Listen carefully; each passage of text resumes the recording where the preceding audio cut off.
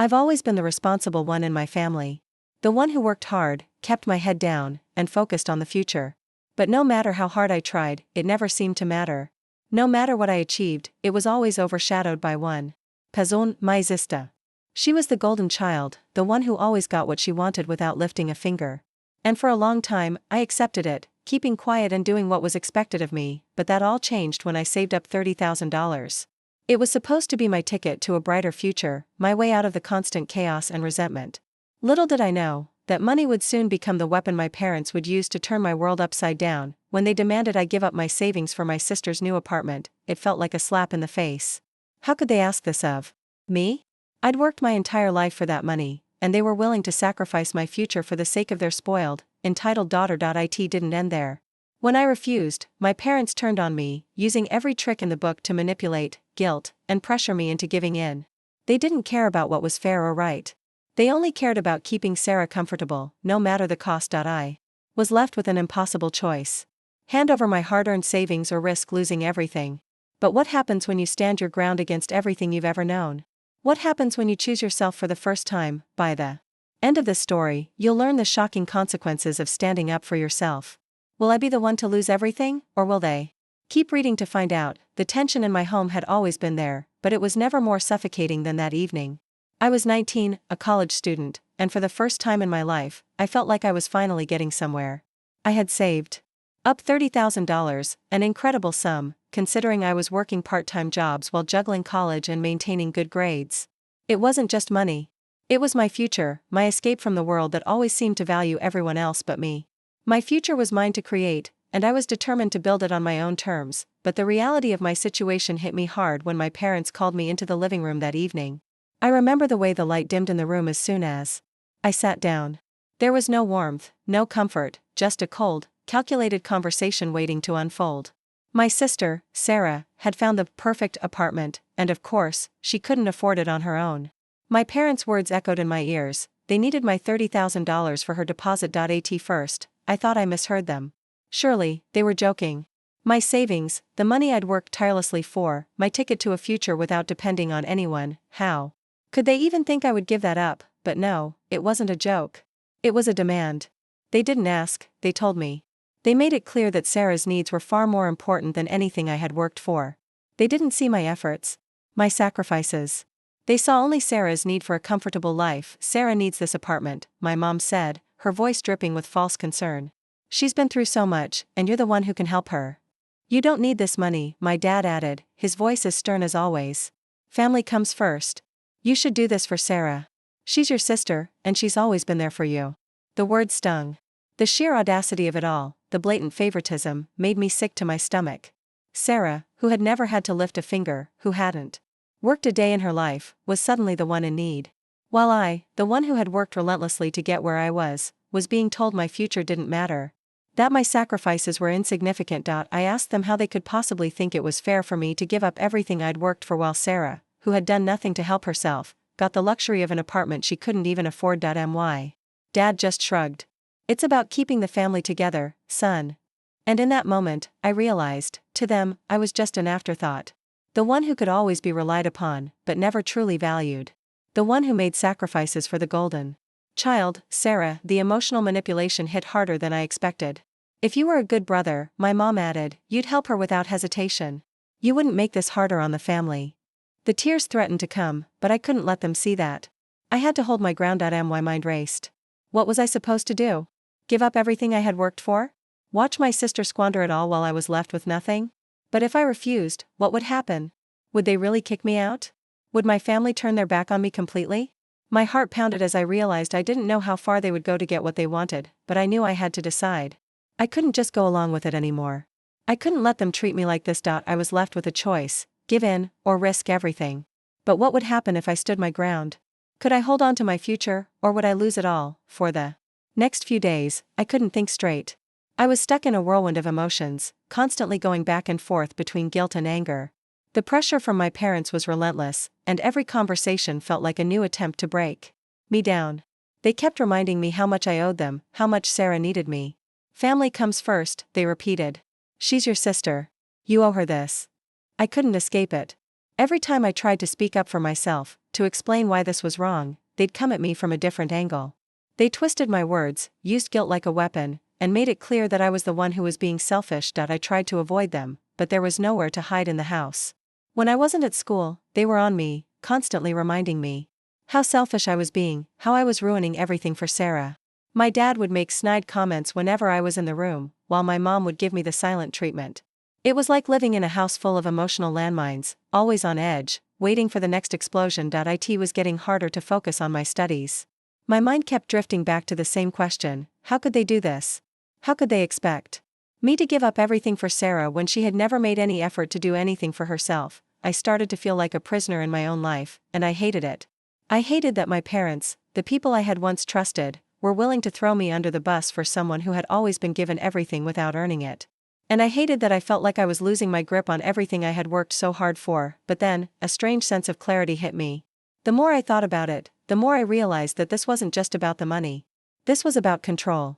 My parents had always controlled me, expected me to do things their way, to sacrifice for others without ever asking what I wanted. They had always favored Sarah, and now they were using me as a pawn in their game. I wasn't going to let them do that anymore.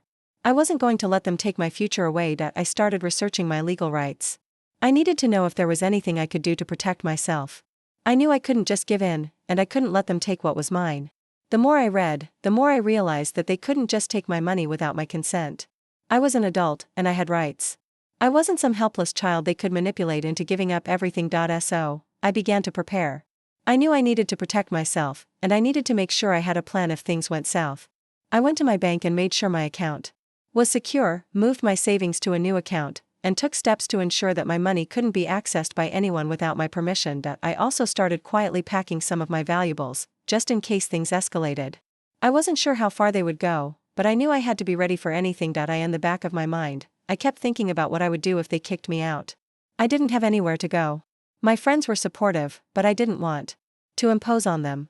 I considered reaching out to some extended family members, but I knew that most of them were just as blinded by Sarah's act as my parents were. I felt trapped, and for the first time, I realized how alone I truly was in this situation. But I wasn't going to back down. I had worked too hard to get to where I was, and I wasn't going to let them take it from me. I wasn't going to let Sarah's entitlement destroy everything I had built. The days dragged on, and the atmosphere at home became unbearable. My parents continued to pressure me, their words now laced with venom and guilt. They weren't asking anymore, they were demanding. It was as if their only goal was to wear me down, to break me until I caved.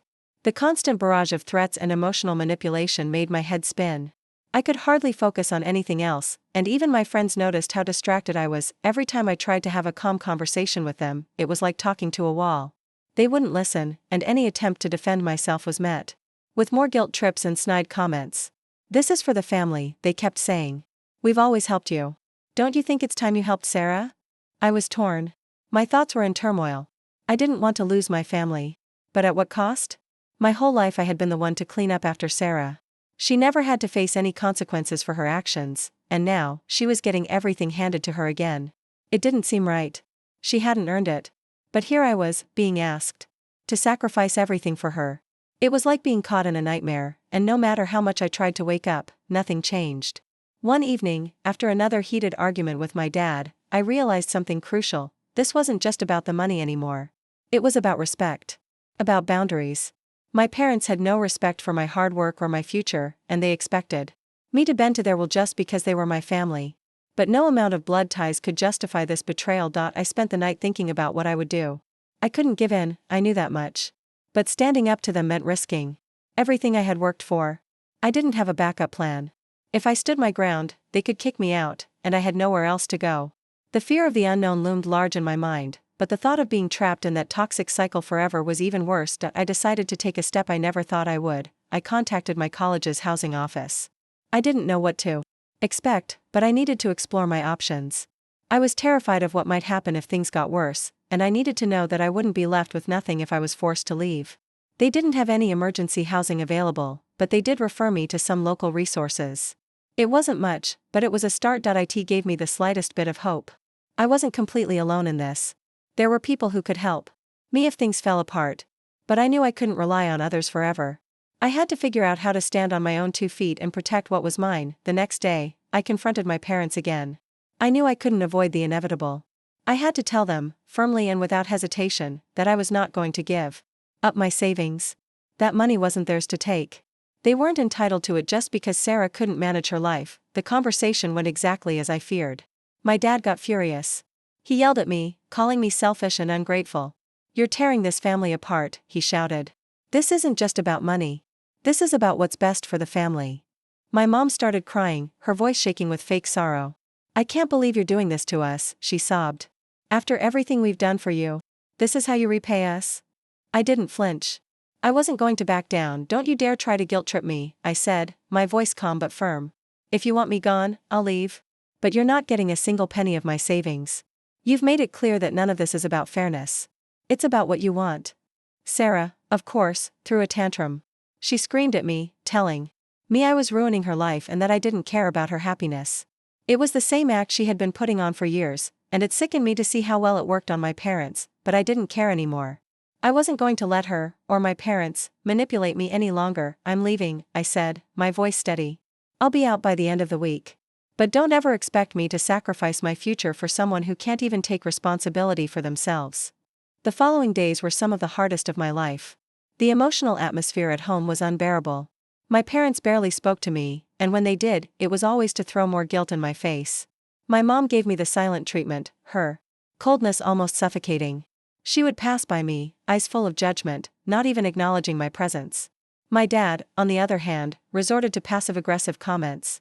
Every time I entered the room, he would mutter something under his breath, trying to make me feel like I was the one who had betrayed the family. Sarah, of course, refused to even look at me. She was furious, and it was clear she felt entitled to my savings. To her, this wasn't just about an apartment. It was about her world being disrupted for the first time. For years, she had been coddled, given everything she wanted without any effort on her part. But now, for once, there was someone who wasn't going to bend to her will.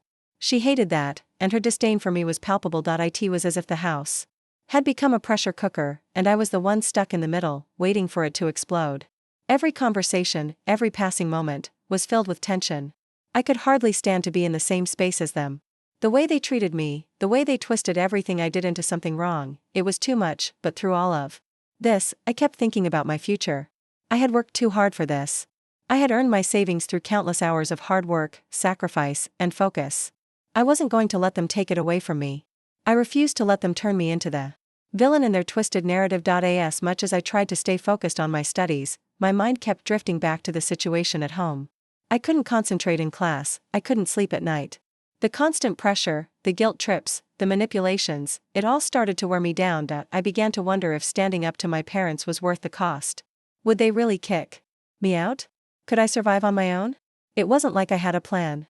I had nowhere to go, and I didn't want to burden my friends. The fear of being alone, of losing everything, gnawed at me constantly. I reached out to a few friends to let them know what was going on. I didn't want to involve them too much, but I needed someone to talk to. They offered support, telling me I could crash with them if things went south. It was comforting to know I wasn't completely alone in this, but I also knew I had to prepare for the worst. I couldn't let my parents control me anymore. I began to quietly move my valuables to a friend's place, just in case I had to leave at a moment's notice. I made sure my important documents, my birth certificate, passport, and bank details, were secure. If things got ugly, I needed to be ready. One afternoon, my dad approached me, his face a mask of anger. He told me I was making a huge mistake. That I was throwing everything away for the sake of a few $1,000s. He accused me of being selfish, ungrateful, and tearing the family apart. It was the same manipulation all over again, but I wasn't going to back down. I had made up my mind. I spent the next few hours researching my legal rights. I needed to know if I had any protection, if they could actually force me to hand over my savings. I was terrified that they might try to take my money without my consent. But the more I read, the more I realized that I had the right to protect myself. As an adult, I couldn't be forced into giving up my hard-earned money. It felt like a small victory, knowing that there were legal protections in place. But the fear of confrontation still weighed on me. I didn't know how far my parents would go, and the thought of being kicked out without a plan was terrifying. The next day, I gathered my courage and decided to confront my parents one final time. I knew it wouldn't be easy, but I had to make my stance clear. I wasn't giving in. I wasn't going to sacrifice everything for Sarah's comfort. I stood in front of them, my hands shaking, but my voice steady. "I'm not giving you my savings," I said, looking both of them in the eye. If you want me to leave, I will. But you're not taking my future away from me. Their faces twisted in disbelief. My dad looked furious, my mom's eyes filled with tears. But I didn't flinch. I knew what I had to do. The days following that conversation were a blur. The house was filled with an icy silence, one that was only broken by occasional outbursts from my parents or Sarah's angry rants. It was clear that they were trying to break me down, to get me to feel guilty enough to give in. But every time they tried, I only grew more resolute that it was getting harder to stay in the house. I was walking on eggshells, never knowing when the next argument would erupt. I couldn't even study in peace. The constant tension was draining me, both physically and emotionally. I was exhausted from the mental toll it was taking on me. But in the back of my mind, I kept reminding myself why I was doing this, why I had to hold my ground. I couldn't give in. Not now. Not after everything I'd been through. I could feel my parents' anger growing. They were used to getting their way, used to controlling the narrative, and now that I was refusing to comply, they were starting to lash out. My dad would make snide comments whenever I walked into the room. He'd mutter something under his breath, trying to get under my skin. My mom, on the other hand, would give me the silent treatment, her coldness more unbearable than any words she could have said. Sarah, of course, was the worst of all. She didn't even try to hide her resentment. Every time I walked by her, she'd shoot me a glare, her face contorted in anger. I knew she was furious that I was standing up to her, and part of me relished the fact that she was finally facing the consequences of her actions. For years, she had been spoiled, given everything she wanted without ever having to lift a finger.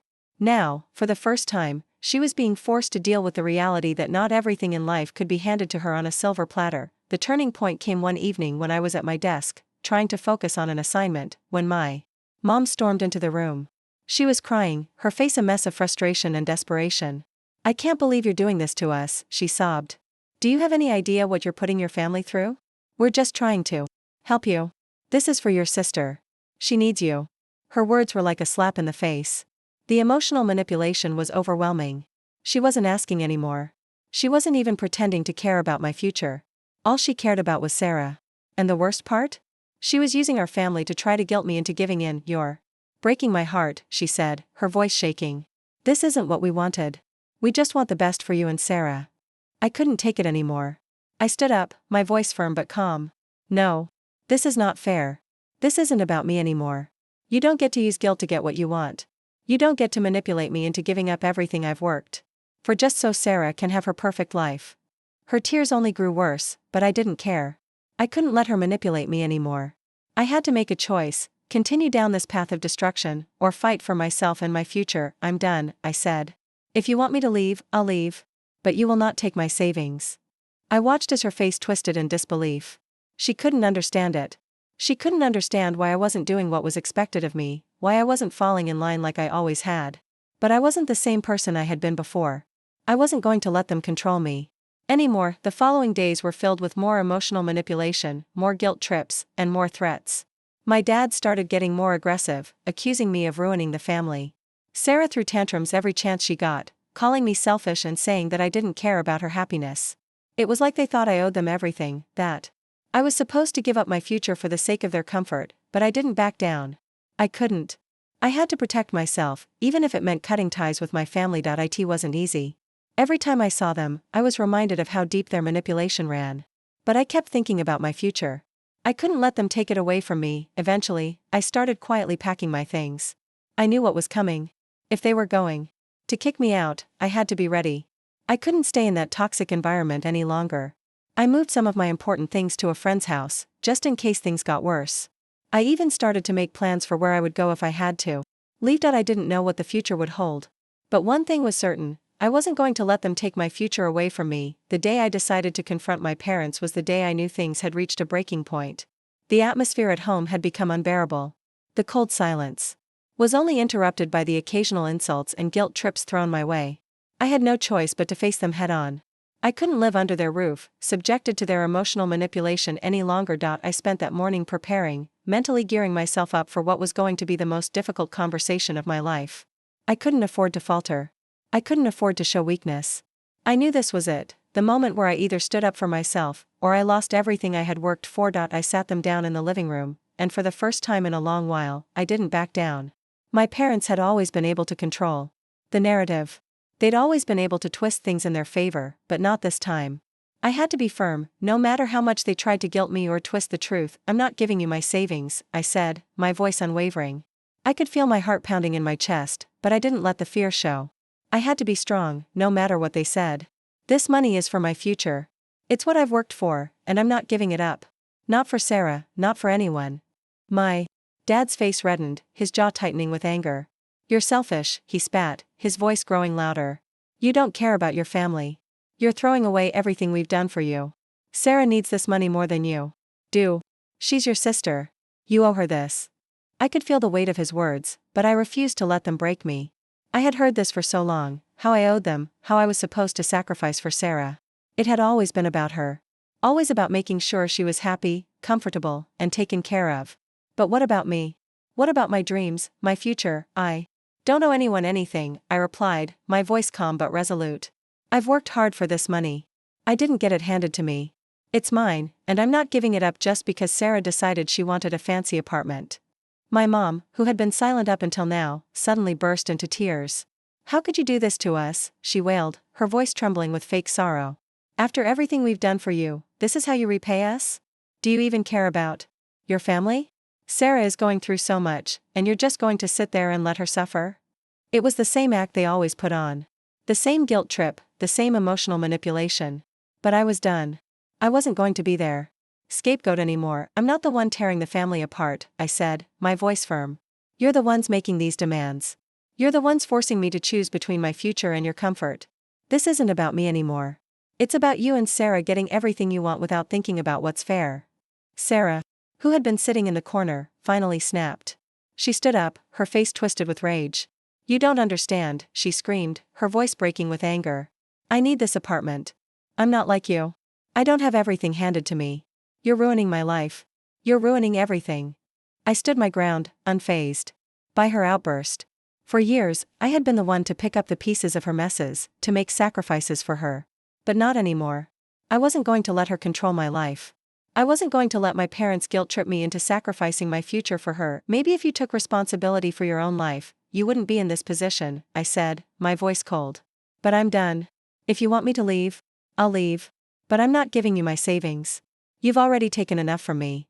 For a moment, there was silence. The tension in the room was thick, and I could see the shock on their faces. They weren't used to me standing up for myself. They weren't used to me saying no. But I wasn't going to let them control me anymore. My dad's anger boiled over. Get out, he snapped, his voice laced with fury. If you're so ungrateful, then get out. You don't deserve to be here. I didn't flinch. I didn't hesitate. Fine. I'll leave. But I'm not giving you a single penny of my savings. I stood up and walked out of the room, leaving them to deal with the fallout of their own choices. I wasn't sure what would happen next, but I knew one thing, I wasn't going to back down. I wasn't going to let them destroy my future for the sake of their own comfort. Leaving the house that night was one of the hardest things I've ever had to do. The finality of it hit me like a ton of bricks. I had stood my ground, but now the consequences were unfolding. My parents' words echoed in my mind as I packed the few things I could carry. You don't belong here anymore. If you're so selfish, leave. And so I did. I left behind a life I thought I understood, but as I walked out of the door, I knew it was the right thing. I couldn't stay in that toxic environment. Not anymore. It wasn't easy. I had nowhere to go. The friends I reached out to had offered their support, but I didn't want to be a burden on them. I felt like I had failed, like I had thrown away everything I had worked for. My family was everything I knew, and now, I was alone. The first night was the hardest. I crashed at a friend's place, but I couldn't sleep. The weight of the situation kept me awake, running through my mind again and again. Was I wrong? Had I made the right choice? I knew I couldn't go back, but it didn't make the loneliness any easier to bear. Over the next few days, I started making plans.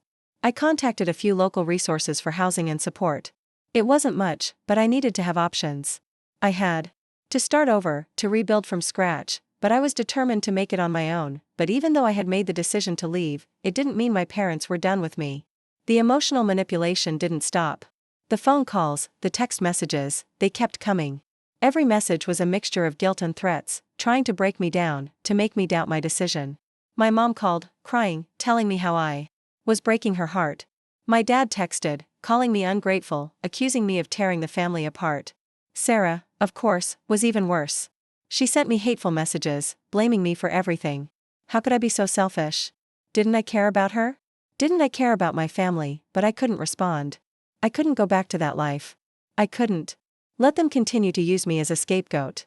I had to protect myself. I blocked them. I blocked Sarah. I blocked my parents. I couldn't let their toxic behavior drag me back into the cycle of guilt and manipulation. For the first time in my life, I was choosing myself over them, and that felt both terrifying and liberating. Still, the isolation weighed heavily on me. The first few weeks after leaving my parents were a blur of trying to find stability. I wasn't sure how I was going to make it work, but every day I took small steps toward independence. I got a part-time job to help cover my living expenses. Even though balancing school and work was exhausting, I rented a small apartment, far from the chaos I had left behind. It wasn't much, but it was mine. For the first time, I had a space that was truly my own, free from the manipulation and guilt trips. As I adjusted to my new life, I started to realize just how much of my energy had been consumed by my family. I had been so focused on keeping them happy, on maintaining peace, that I had forgotten what it was like to focus on my own happiness and future. The weight that had been lifted off my shoulders was immense, but my parents weren't done with me yet. They had tried everything to get me to come back, but I refused. They didn't understand that their behavior was what pushed me away. I wasn't going to let them guilt me into coming back just so they could continue their toxic cycle. I had to stand firm. Then, something unexpected happened. A few months after I left, I received a message from my aunt. My mom's sister. She wanted to meet with me. At first, I was hesitant. I didn't want to get caught up in any more of my family's drama.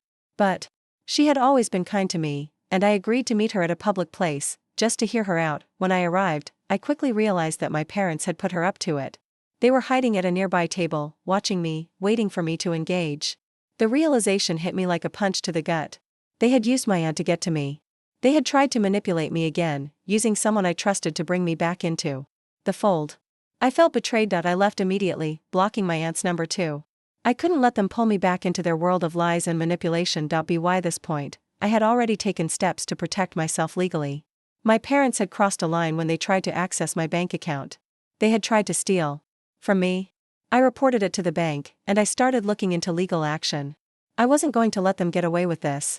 They had pushed me too far. Things escalated when Sarah started showing up at places I frequented, my classes, the coffee shop, the library. She tried to corner me, alternating between screaming at me for ruining her life and begging me to give her money. I felt like I was living in a nightmare, constantly looking over my shoulder, wondering when the next confrontation would happen. It was clear that she wasn't going to stop. She wasn't going to let me go. I had to make even more drastic decisions.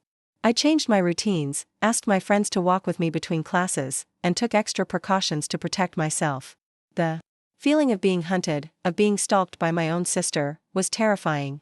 But I wasn't going to let her, or my parents, control my life anymore. The days that followed were a whirlwind of emotions, legal consultations, and continued harassment from my family. The sense of isolation, while liberating at times, was also incredibly heavy. The weight of knowing that my family, people I had once loved and trusted, were actively trying to destroy my life was hard to bear. I had made the decision to go no contact with them, to block them from every possible means of communication, but the consequences of my actions were still unraveling in ways I hadn't fully anticipated. A few weeks after I had blocked my parents and Sarah on all platforms, I got a call from a number I didn't recognize. At first, I was hesitant, not wanting to answer, but something urged me to pick up. The voice on the other end caught me off guard. It was Jack, Sarah's ex-boyfriend. He sounded almost apologetic, like he didn't know how to start the conversation. I should have reached out sooner, Jack said, his voice low and sincere. I've heard what's been going on with you, and I just wanted to let you know that I'm on your side. I never really understood what was happening in your family. But after everything, I think I get it now. I was stunned.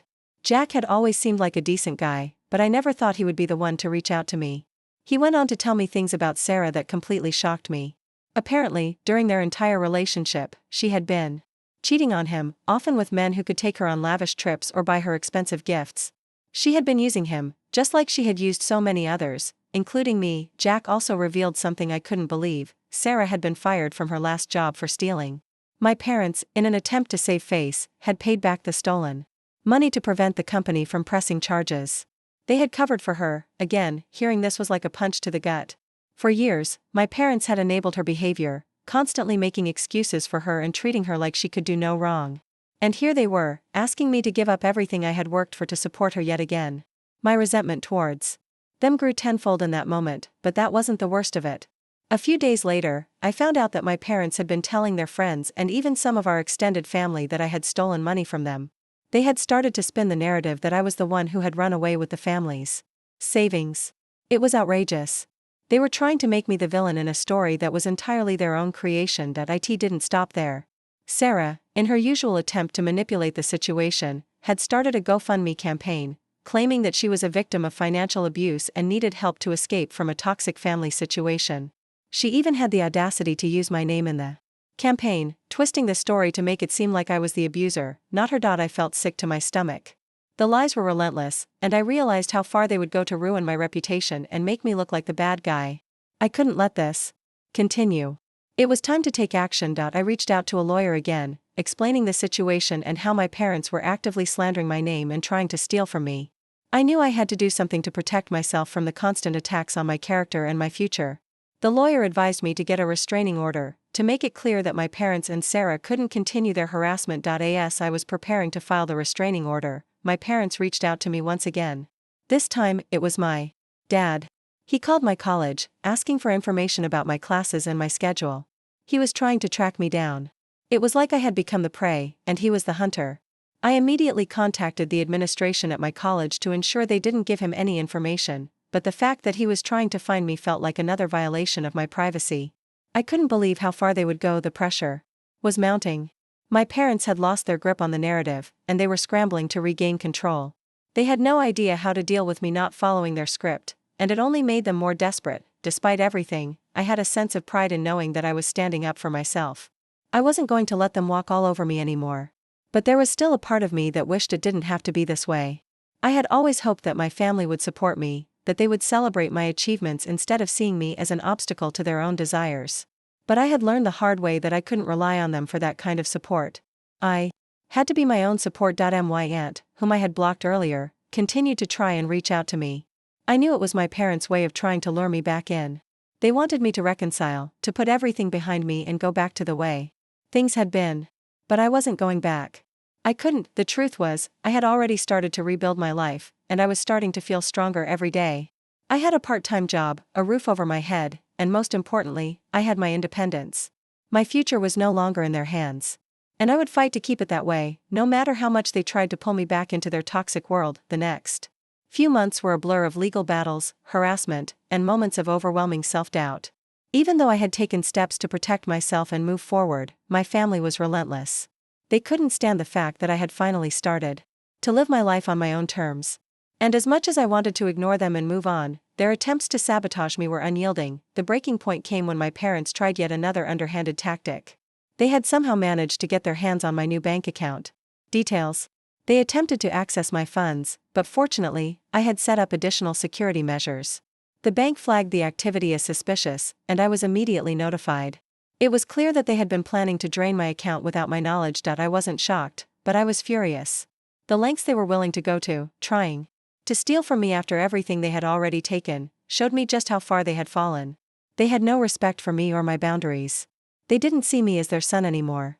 I was just a tool they could use to get what they wanted. I immediately contacted my bank to secure my account and reported the attempted fraud.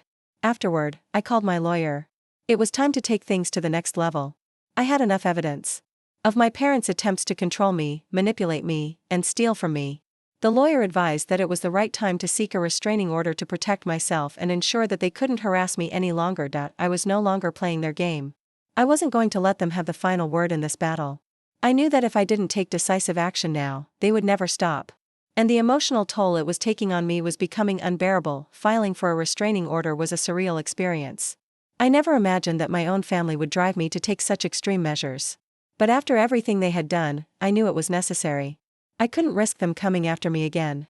The legal process was tedious, but I had the support of my lawyer, and I was determined to see it through. Meanwhile, Sarah continued her campaign of manipulation. She even started showing up at places I frequented, like the coffee shop near campus and the library. Every time she saw me, she would try to corner me, alternating between screaming at me and begging me to help her. It was clear she was spiraling out of control, but I wasn't going to let her drag me down with her. One day, she approached me outside of my class. Her face was red from crying, and she was pleading with me. "Please," she begged, her voice shaking. "I'm so sorry. I didn't mean for things to go this far. I need the money. You're the only one who can help me. It was the same old routine. She tried to make me feel guilty for her actions, as if I were the cause of all her problems. But this time, I didn't flinch. I didn't feel sorry for her anymore. I was done. You're not my responsibility, I said, my voice calm but firm. I'm not going to be manipulated by you anymore. I've already lost too much because of you, and I'm not losing anything else. Stay out of my life. Her expression twisted with anger. You're the one ruining everything. I hope you're happy now, she shouted, before turning on her heel and storming off. It felt empowering to finally stand my ground. I had spent my entire life cleaning up after Sarah, trying to make things right for her, but it was clear now that nothing would ever change. She didn't want to change. She just wanted to take, and I was done giving. Later that day, I went to see my lawyer to finalize the restraining order. The process was grueling, but I knew it was necessary. The judge who heard my case understood the severity of the situation and granted the restraining order. My parents and Sarah were legally prohibited from contacting me, which was a huge relief. It was a victory, but it came at a high cost. The fallout from the restraining order was immediate and intense. My parents didn't take it well, and they retaliated by spreading more lies about me. They told everyone I was a troublemaker, a kid who had abandoned his family. It was hurtful to hear the things they were saying, but I couldn't let it break me. I knew the truth, and that was all that mattered. Sarah, in typical fashion, took it to the next level. She started accusing me of things I hadn't done, using my name to manipulate others into giving her money. I had to get a lawyer involved again to remove her GoFundMe campaign, which she had used to publicly shame me. It felt like I couldn't escape their lies, no matter where I went. Despite all of this, I refused to let them win. I wasn't going to let them destroy my future, my happiness, and my peace of mind. I had spent years bending to their will, and I was done. I was done being their scapegoat, done being their punching bag. I was going to build a future for myself, free from their toxic influence. As time passed, I began to rebuild my life. I found stability in my job and in my studies. I made new friends who supported me, people who saw me for who I truly was, not as the person my family had painted me to be. I started to feel like I was finally in control of my own destiny. It's been a year since I made the decision to cut ties with my family, and looking back, it feels like a lifetime. The journey has been painful, full of ups and downs, but through it all, I've learned more about myself than I ever thought possible. Despite the constant emotional abuse, the lies, the manipulations, and the threats, I've come out stronger on the other side. I'm not going to lie, it hasn't been easy. The first few months were the hardest.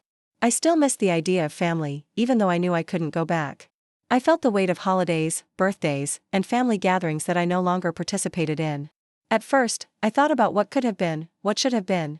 I felt a deep sense of loss that I didn't fully understand at the time, but as time passed, I started to realize something crucial. I had spent my entire life trying to fit into a mold that wasn't made for me. I had spent so much energy trying to please my parents, trying to make them proud, but I realized they didn't see me for who I was. They only saw what I could do for them, how I could support Sarah, how I could sacrifice for the family. I was never their priority. And I couldn't keep living for their approval, because it would never be enough. The hardest part of the entire ordeal was the realization that my parents would never change. They were never going to stop playing favorites, never going to stop manipulating and controlling me for their own gain.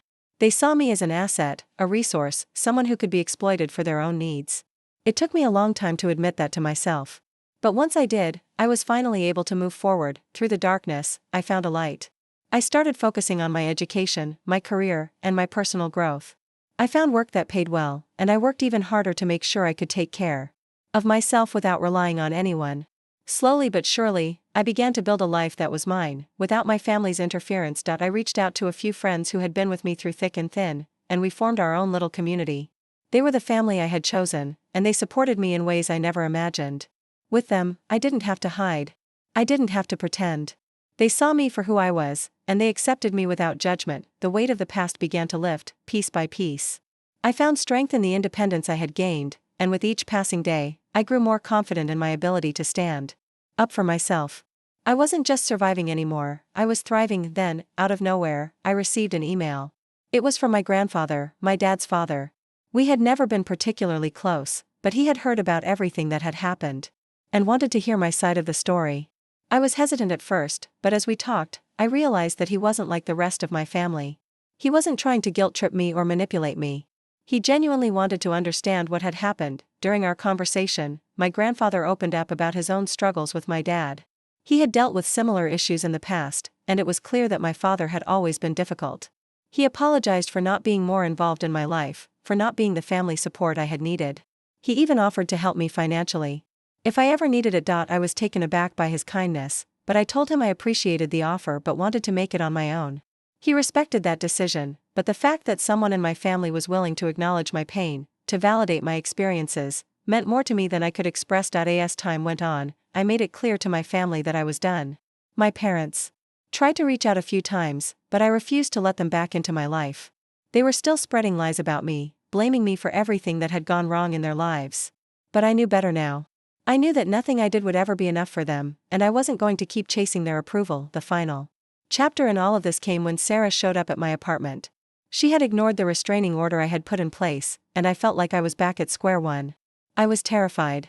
She was a mess, crying and begging for help, claiming that she was in danger. But I had learned the hard way that nothing she said could be trusted. She had manipulated me for so long, and I wasn't going to let her do it again. I called the police, and she left my apartment, but not before hurling accusations at me. "This is all your fault," she screamed. "You're destroying our family. I hope you're happy." It was the final straw. The last attempt to pull me back into their toxic web. But I didn't flinch. I didn't go back. Now, I'm rebuilding my life. I'm still moving forward, and I'm still standing strong. I'm no longer controlled by my parents or manipulated by Sarah. I found my own path, and I'm walking it with pride. I've learned the value of self-worth, the importance of boundaries, and the power of choosing my own future, and as for my family, I've come to terms with the fact that they will never change. They'll continue to play their games, but I'm done being part of their narrative. I've walked away from the toxic cycle, and I don't plan on looking back.